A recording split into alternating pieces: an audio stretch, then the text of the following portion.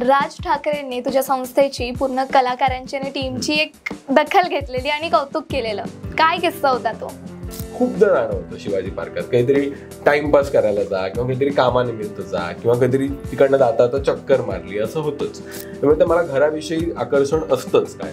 तर मी जात होतो असं, तर मला असं वाटलं की मी साहेबांचं घर लागलं, तर मला वाटलं चल इकडे करूया.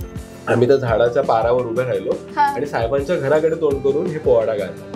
म्हणजे कोणाला तरी बघणाऱ्याला वाटावं की साहेब बाहेर यावेत म्हणून आम्ही आंदोलन वगैरे करतोय.